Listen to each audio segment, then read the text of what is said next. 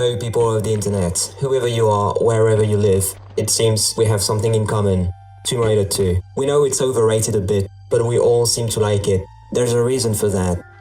If you're, like me, in your 30s, it means you'll play TR2 back at a time when that kind of games could actually be creepy. And that's what I'm looking at today. Sharing your experience is what this video is also about, so be sure to interact in the comment section if, like me, you'd like to keep that Tomb Raider franchise alive and kicking. Looking back at creepy levels in Tomb Raider 2, here are there 10 levels that, according to dictionary definition, I quote, produce a nervous shivery apprehension that cause an unpleasant feeling of fear or unease. If you weren't there 20 years ago, you might have some difficulty understanding why people consider those pixels and polygons creepy, but still, we thought they were. I tried to rank them in a scholarly fashion because hell, that's what I am. To spice things a little, I also included the golden mask just to show it to people who never played it. Let's start with one of the most famous levels in Tomb Raider 2, the Great Wall. Perusing the internet, looking up different forums and social networks for my top, I actually stumbled upon that level quite a lot. Curiously, players find it creepy because of the whole trap section. It is true that death is waiting for you at every corner. It has a quick time event feel that some other levels simply don't have. Especially that moment you see the secret. But the setting, the fact that you move from an enlightened, beautiful setting to a darker ambience with a bloody T-Rex waiting for you in the darkest of places. And you certainly did not expect the second one on your first playthrough, did ya? I already mentioned in an early Top Raider video how hyped T-Rex were when TR2 came out. But it's true that they are still effective when it comes to pump adrenaline. Talking about a T-Rex, Nightmare in Vegas is the pinnacle of fan service. Well, was. Back in the day, I mean.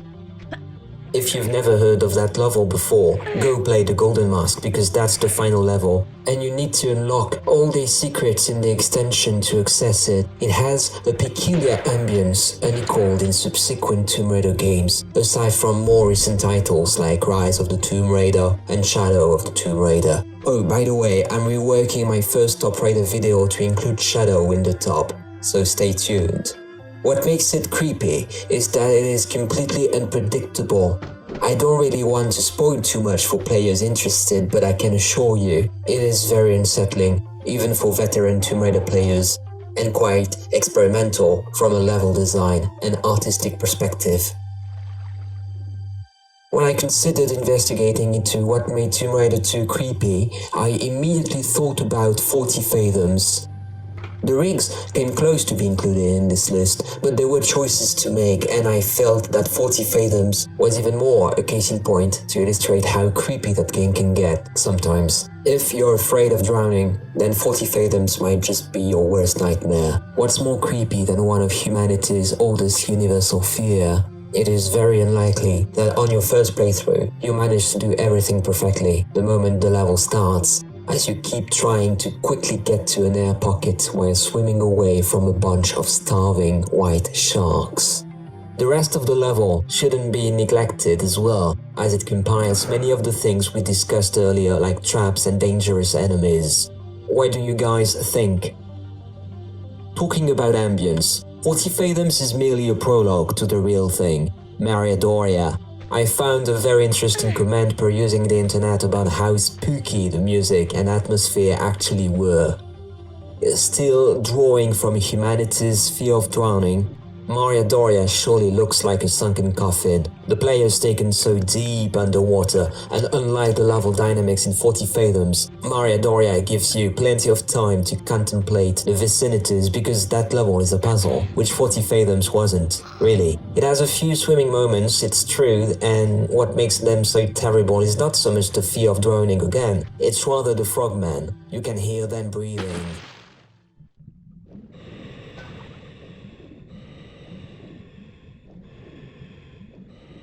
Spooky. The player I quoted for this level even expected ghosts, but you don't need ghosts when you have enemies like those wrench-wielding goons. and those bastards may sometimes spawn when you don't expect them. No wonder why Doria has become so representative of Tomb Raider 2. Now here's when the madness really begins. Ice Palace. That's another big moment in the main game. Not only is the player forced to make dangerous jumps that will simply kill Lara if you miss by an inch, it's also the bloody enemies. If you know the game, you know that Ice Palace is not the first time you see them. But just have a look how the level starts. These cages, this lever, this enemy. Even the first secret plays on your fears. Did you just throw yourself at the secret the first time you found it was there? Or did you think twice? I can tell you I thought twice about it, and I would make Lara walk to be sure that, some of these invisible tiles were actually tiles.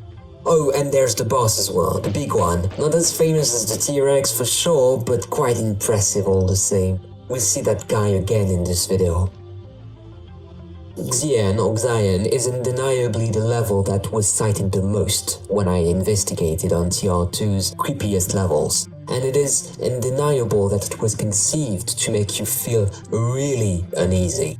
How can I sum it up and not bore you to death with details? Well, it has traps, tricky jumps, sulfur, potentially deadly underwater sections, dark rooms, enemies that spawn when you penetrate them, and above all, it is a massive level, and it has a spider cave with giant spiders that actually fall on top of you as you pass by. This level is pure genius, and I think it's perfect. It's probably the only reason why I hold Tomb Raider 2 so dear up to that date.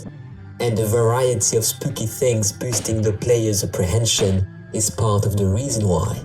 Okay now, you remember when I talked about the Ice Palace? Well, it's actually the second part of a level called the Catacombs, and hell, it's the first time the players encounters Yetis, and these guys are creepy as you can hear them trampling, snorting, and roaring their heads off from afar.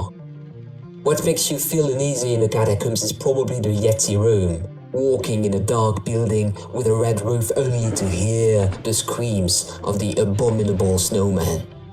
Catacombs surely plays with your apprehension, as you might not even know the Yetis are still in the cages until you trigger a certain lever that actually lights the previously pitch black room.